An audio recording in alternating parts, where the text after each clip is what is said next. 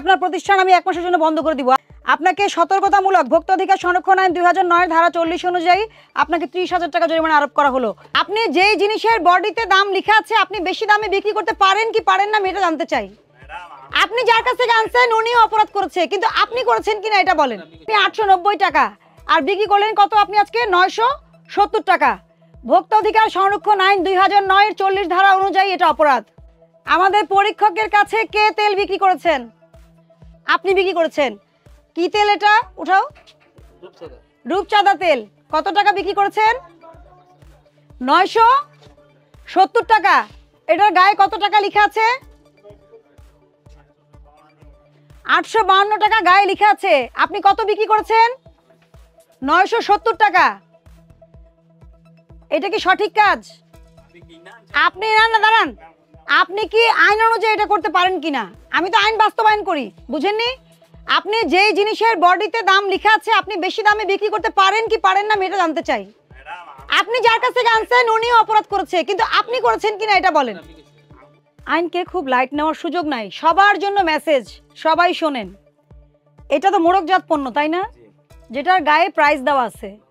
খোলা, আপনার খোলা পণ্যের জন্য সরকার আপনাকে স্বাধীনতা দিয়েছে। আপনি ক্রয়ের সাথে বিক্রয়ের আপনি নিজে এটা আপনার পরিবহন খরচ, ক্রয় মূল্য সবকিছু নির্ধারণ করে আপনি নিজে এটা বিক্রি করেন। যেমন আপনার চিনি, তারপরে বেসন, ডাল সবকিছু, তাই না? সয়াবিন তেল খোলাও কিন্তু আছে। কিন্তু মোড়কজাত পণ্য কোনোদিনও বডি প্রাইসের চেয়ে 1 টাকা বেশি আপনি কিনবেনও না, 1 টাকা বেশি বিক্রিও করবেন না। এটাই আইন। আপনি যদি আইন না মানেন, একজন আমার কথা শুনেন, আপনি যখন আপনার কাছে বেশি টাকা দাবি করেছে জুরাইনে, আপনি কি ভোক্তা অধিদপ্তরের হটলাইন নাম্বারে জানিয়েছিলেন? জানাননি। কাউকে জানিয়েছিলেন? উপজেলা প্রশাসন অথবা জেলা প্রশাসন বা মেট্রোপলিটন পুলিশ 333, 999 কোথাও জানিয়েছেন? না জানিয়ে চুপ করে বেশি টাকা দিয়ে কিনে এনে 80 টাকা আপনি কিনে আনছেন 890 টাকা। আচ্ছা, আপনি 890 টাকা আর বিক্রি করলেন কত আপনি আজকে? 970 টাকা। ভোক্তা অধিকার সংরক্ষণ আইন 2009 এর 40 ধারা অনুযায়ী এটা অপরাধ। এটা কোথায় আছে স্টোরটা? জুরাইন। আচ্ছা, এটা একটা ফটোকপি আপনাদের দোকানে ফটোকপি আছে? এখানে ফটোকপি দেন এটা আমাকে একটা, কারণ কি এই মূল কপিটা আপনার লাগবে। ফটোকপি দেন। কত করে নিছে আপনার কাছ থেকে?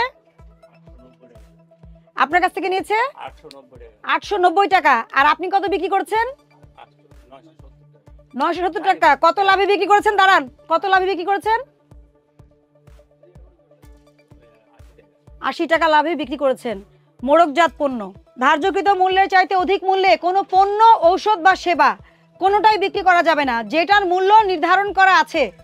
বুঝাইতে পারছি? হ্যাঁ, 50,000 টাকা জরিমানা হয়, 1 বছরের জেল হয় অথবা উভয় দণ্ড হয়, এবং আপনার প্রতিষ্ঠান আমি 1 মাসের জন্য বন্ধ করে দিব। আপনি কি এখান থেকে কি শিক্ষা নেবেন? কোনোদিন যদি বেশি দামে কেউ চায় কি করবেন? সঙ্গে সঙ্গে আপনি হটলাইন নাম্বারে ফোন দিবেন। হটলাইন নাম্বারে ফোন দিয়ে বলবেন ঢাকা জেলার যে অফিসার ওনার নাম্বার দেন, আমি দিন রাত 12টা পর্যন্ত ফোন ধরি। আপনি ফোন করবেন, ফোন করে আমাকে জানাবেন, আমরা সঙ্গে সঙ্গে ব্যবস্থা নিব। কিন্তু আপনি এইভাবে নিজে কিনে এনে বেশি দামে বিক্রি করে আইন ভঙ্গ করবেন না, মনে থাকবে। আর আপনি যার ঠিকানা দিয়েছেন আমি তার এখানে যাব, এটা নিয়ে ওরি ঢর কিছু নাই, ঠিক আছে? আপনার চেয়ে তার শাস্তি অনেক বেশি হবে। উনি কি ডিলার না পাইকারি? উনি পাইকারি বিক্রি করেন। আপনাকে সতর্কতামূলক ভোক্তা অধিকার সংরক্ষণ আইন 2009 ধারা 40 অনুযায়ী আপনাকে 30,000 টাকা জরিমানা আরোপ করা হলো।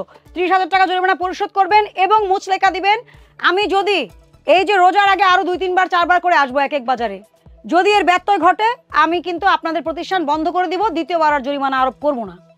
বুঝাইতে পারছি?